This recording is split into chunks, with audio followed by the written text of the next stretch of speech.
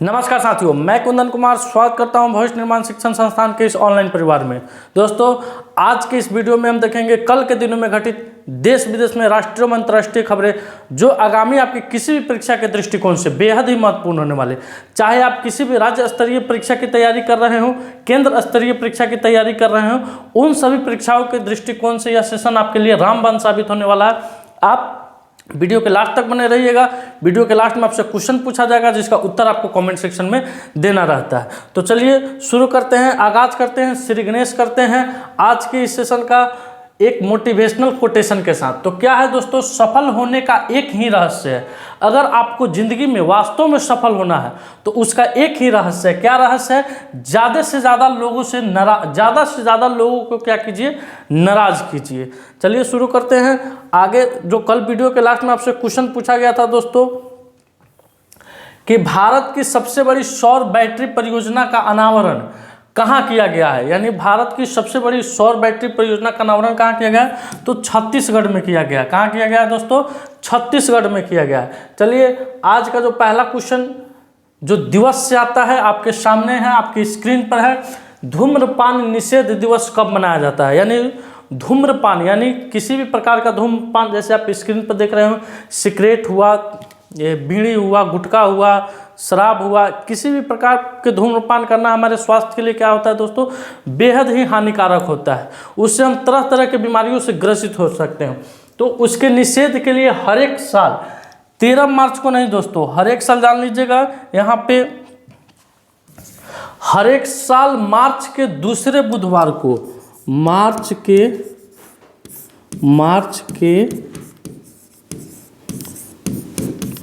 दूसरे बुधवार,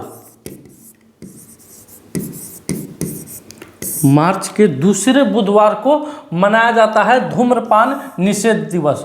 तो इस बार 13 मार्च को, मार्च का दूसरा बुधवार पड़ा है, तो इसलिए कब मनाया जाएगा? 13 मार्च को मनाया जाएगा दोस्तों। अब चलते हैं अगले क्वेश्चन की तरफ।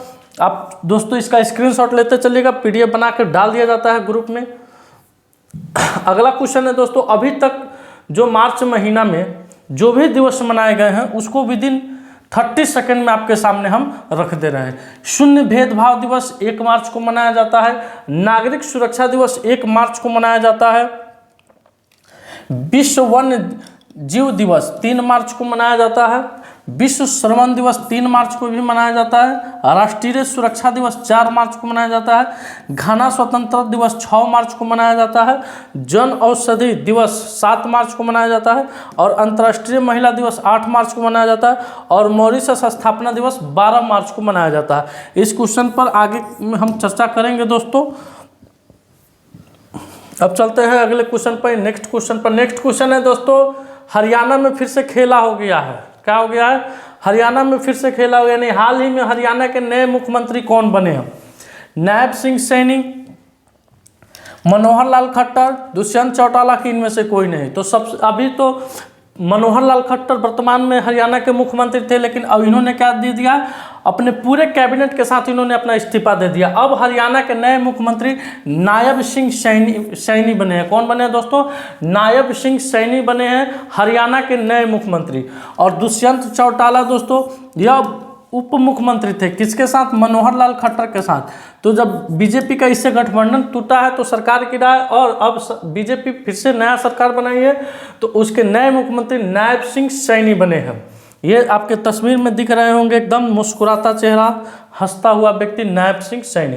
अब जानते हैं दोस्तों हरियाणा के बारे में कुछ फैक्ट यहाँ पर लिखा हुआ है जो कि विगत दिनों हरियाणा राज्य में घटित हुआ है, जो कि आपके भी एग्जाम के दृष्टिकोण से बेहद ही महत्वपूर्ण हो सकता है। कि हरियाणा सरकार ने ब्रेस्ट कैंसर का शीघ्रता पता लगाने के लिए सवेरा कार्यक्रम शुरू किया है।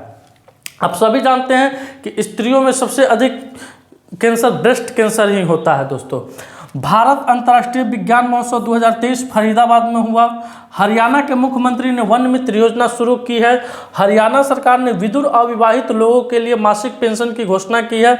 और उत्तर भारत का पहला परमाणु संयंत्र हरियाणा में बनेगा। ये दोस्तों हरियाणा के बारे में कुछ फैक्ट है जिसको आप नोट करते चलिएगा, कहीं ना कहीं आप नोट निश्चित कर लीजिएगा। एक ऐसा दोस्तों कॉपी रखिए, उसमें 2800 राज्य को लिख लीजिए। जैसे कि एक सर वहाँ से कॉपी दीजिएगा, पतला वाला। इस टाइप से कॉपी रखिए। यहाँ पे क्या कर लीजिए कि फर्स्ट में बिहार लिख लीजिए। बिहार से जो भी आपको घटनाएं मिलते जा रही है तो उसको यहाँ पे कलेक्ट करते चल जाइए। इससे क्या होगा दोस्तों कि जब भी आपके सामने बिहार आएगा तो आप एक बार बिहार का टोटल करेंट्स देख लीजिएगा, हरियाणा का टोटल करेंट्स देख लीजिए, यूपी का टोटल करेंट्स देख लीजिए। इससे आपको काफ़ी आसानी होगी, तो जगह जगह खोजना भी नहीं पड़ेगा और मार्केट में आपको बुक खरीदने की भी नौबत नहीं आएगी स्टेट स्पेशल बुक का। तब आपके स्क्रीन पर अगला क्वेश्चन दिख रहा है, मिशन समुद्रयान कब तक समुद्र तल की खोजबीन करेगा। तो दोस्तों ये मिशन समुद्रयान है, ये समुद्र के सतह पर जाकर 2025 तक, कब तक दोस्तों 2025 तक या समुद्र के तल पर जो भी खनिज पदार्थ है या जो भी कुछ अवशेष है उसका यह खोजबीन करेगा दोस्तों। इसका करेक्ट उत्तर क्या हो जाएगा 2025। चलते हैं अगले क्वेश्चन की तरफ। अगला क्वेश्चन है दोस्तों क्रिकेट से, फरवरी 2024 के लिए ICC player of the month का पुरस्कार किसने जीता है। ये क्वेश्चन दोस्तों पुरुष और महिला दोनों के लिए है, ये पुरुष और महिला दोनों के लिए है। और यहाँ पर एक ऑप्शन आपको और दे रहे हैं हम, A+B, यानी पुरुष में दोस्तों यशस्वी जायसवाल। कौन दोस्तों, यशस्वी जायसवाल अभी इंग्लैंड से सीरीज संपन्न हुआ है। इस टेस्ट सीरीज में वह एक पारी में 712 रन मारे हैं। एक मैंने टेस्ट में, पूरे टेस्ट में वह 712 रन मारे, एक पारी में नहीं मारे हैं दोस्तों। जो श्रृंखला चल रहा था उसमें 712 रन मारे और सर्वाधिक रन मारे हैं। और दूसरा है एनाबेल सदरलैंड। कौन है, एनाबेल सदरलैंड, जो कि एक ऑस्ट्रेलियाई खिलाड़ी है। कहाँ की है, ऑस्ट्रेलिया की खिलाड़ी है दोस्तों, यह ऑस्ट्रेलिया की खिलाड़ी है। इन दोनों को इस साल ICC player of the month के पुरस्कार से सम्मानित किया गया है, फरवरी माह के लिए केवल। अब जानते हैं जनवरी माह का कौन है। तो जनवरी माह का दोस्तों समर जोसेफ थे और एमी हंटर थे। कौन है, ये दोनों जनवरी माह के थे, जनवरी माह के, और ये दोनों फरवरी के हैं, फरवरी के हैं दोस्तों। अब चलते हैं अगले क्वेश्चन की तरफ। अगला क्वेश्चन आपके स्क्रीन पर है, बिहार से रिलेटेड ये क्वेश्चन है। तो जो भी बच्चे बिहार के प्रतियोगी परीक्षाओं की तैयारी कर रहे हैं वह सजग होकर इस क्वेश्चन को सुने, अपने कान खराहा की तरह अपने कान को कर सुनेंगे। हाल ही में किसे सांस्कृतिक राजदूत ऑफ द ईयर पुरस्कार से सम्मानित किया गया। तो अभी दोस्तों भारत मंडप में, कहाँ दोस्तों, भारत मंडप नई दिल्ली में, भारत मंडप नई दिल्ली। अच्छा दोस्तों, भारत मंडप का नाम सुनते आपके दिमाग में एक और क्वेश्चन उत्पन्न होना चाहिए।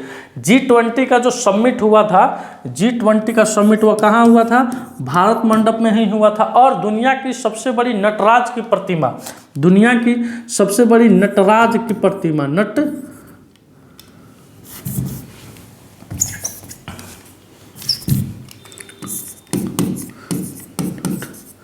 राज की प्रतिमा का अनावरण कहाँ हुआ था, भारत मंडप में ही हुआ था दोस्तों। तो दोस्तों हाल ही में किसे सांस्कृतिक राजदूत ऑफ द ईयर पुरस्कार से सम्मानित किया गया। तो यह बिहार की बेटी है मैथिली ठाकुर। कौन है, बिहार की बेटी है, बिहार की शेरनी है, जो कि एक भोजपुरी को, आज हम सब जान रहे हैं दोस्तों कि भोजपुरी में कितना अश्लील आ गया है, अश्लील गानों का एक दौर चल रहा है। उस दौर से कहीं ना कहीं हमको अलग करके एक बिहार को गायकी के क्षेत्र में, संस्कृति के क्षेत्र में एक नया मंच प्रदान कर रही है बिहार की बेटी मैथिली ठाकुर। हालांकि पंकज त्रिपाठी भी उस पर काम कर रहे हैं, मनोज कुमार भी काम कर रहे हैं और शारदा सिन्हा भी लोग काम कर रहे हैं, लेकिन सांस्कृतिक राजदूत ऑफ द ईयर पुरस्कार से मैथिली ठाकुर को सम्मानित किया गया। साथ ही दोस्तों बिहार इलेक्शन कमीशन इन्होंने इनको यूथ आइकॉन बनाया है। इलेक्शन कमीशन ने मैथिली ठाकुर को यूथ आइकॉन बनाया है बिहार के चुनाव के लिए भी। और यह बिहार के साथ दरभंगा जिले से, कहाँ से, दरभंगा जिले से आती है और यह लोक गायन करती है। कौन, मैथिली ठाकुर लोक गायन करती है। यह पुरस्कार किनके द्वारा सम्मानित किया गया था, तो नरेंद्र मोदी जी के द्वारा। किनके द्वारा दोस्तों, नरेंद्र मोदी जी के द्वारा यह पुरस्कार भारत मंडप में इन्हें प्रदान किया गया था। अब चलते हैं अगला क्वेश्चन है, हाल ही में मॉरिशस स्थापना दिवस कब मनाया गया। 12 मार्च, 9 मार्च, 10 मार्च की 13 मार्च। तो दोस्तों इस क्वेश्चन का करेक्ट उत्तर हो जाएगा 12 मार्च। यानी 12 मार्च को हम लोग मॉरिशस का स्थापना दिवस मनाए हैं। क्यों आपको बताना जरूरी पड़ रहा है? क्योंकि दोस्तों यहाँ पे हिंदू की संख्या 52% है, हिंदू की संख्या 52% है, और सबसे अधिक शैव को मानने वाले लोग रहते हैं, शैव को। और इनके स्थापना दिवस के अवसर पर इनकी मुख्य अतिथि के तौर पे भारत के कौन आदमी गए थे? तो भारत के राष्ट्रपति, कौन दोस्तों? भारत के राष्ट्रपति द्रौपदी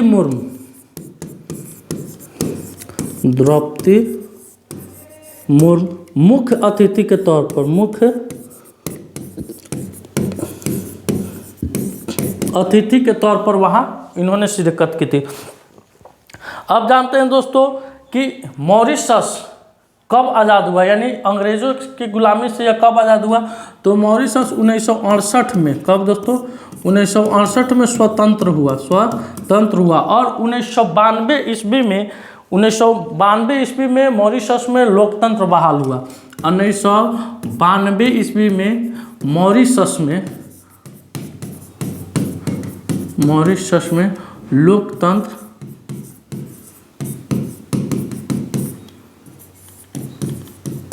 बहाल हुआ। कब हुआ?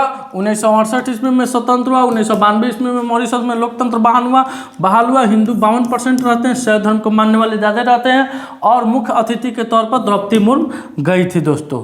तो ये रहा आपके से मॉरिशस के बारे में। अब चलते हैं अगले क्वेश्चन की तरफ। अगला क्वेश्चन है, हाल ही में आई रिपोर्ट के अनुसार 2019 से 23 के बीच दुनिया का शीर्ष हथियार आयातक देश कौन बना है? सुन लो पाकिस्तान खान खोलकर, अब तुम्हारी खैर नहीं, अब जो भारत से टकराओगे चूर चूर हो जाओगे। तो हाल ही में आई रिपोर्ट के अनुसार 2019 से 23 के बीच में दुनिया का शीर्ष हथियार आयातक देश अपना देश क्या बना है दोस्तों? भारत बना है। और इसमें पाकिस्तान किस नंबर पर आया है? तो 5 नंबर पर आया है। कितने नंबर पर आया दोस्तों? 5 नंबर पर आया। अब देखते हैं दोस्तों भारत में जो भी फैक्ट है उसके बारे में भी देखते हैं। एक तो हर एक स्टेट का अलग अलग फैक्ट होता है दोस्तों, भारत का भी कुछ अपना अंतर्राष्ट्रीय लेवल पर फैक्ट है। दुनिया का दूसरा सबसे बड़ा मोबाइल फ़ोन का उत्पादक देश अपना देश भारत बना है। और भारत के वैज्ञानिकों ने केले के छिलके से इको फूड ड्रेसिंग बनाई है। भारत की पहली महिला रोबोट अंतरिक्ष में उड़ान भरेगी। हेनले पासपोर्ट इंडेक्स 2024 में भारतीय पासपोर्ट को 85 स्थान पर रखा गया है।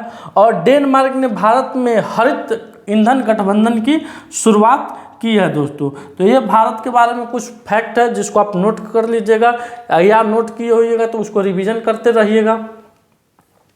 अब चलिए अगले क्वेश्चन पर चलते हैं। अगला क्वेश्चन है, हाल ही में किस राज्य सरकार ने महिलाओं के लिए 10 दिन की आकस्मिक छुट्टी की घोषणा की है?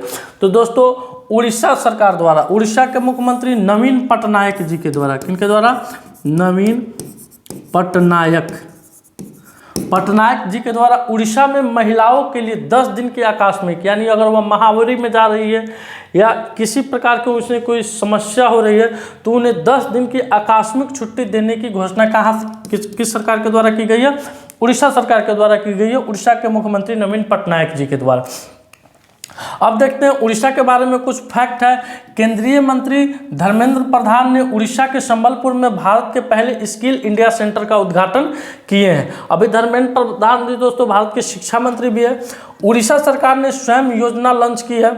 उड़ीसा में गुप्तेश्वर वन को जैव विविधता विरासत स्थल घोषित किया गया है। और भुवनेश्वर के वरमुड्डा में ISBT जो वहाँ का बस स्टैंड बना है दोस्तों, उसका नाम बदलकर भीमराव अंबेडकर के नाम पर रखा जाएगा।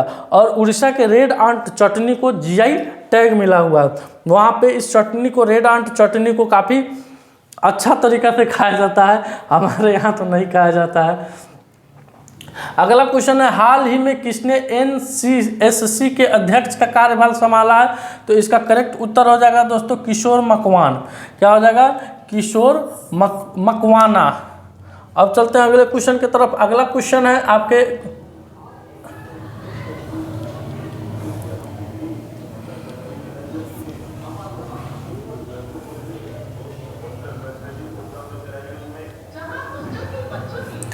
हाल ही में प्रधानमंत्री नरेंद्र मोदी ने किस राज्य के कोइरव आश्रम का उद्घाटन किया है? हाल ही में प्रधानमंत्री नरेंद्र मोदी जी के द्वारा कोइरव आश्रम का उद्घाटन किस राज्य में किया गया है? उत्तर प्रदेश, मध्य प्रदेश, गुजरात की हरियाणा?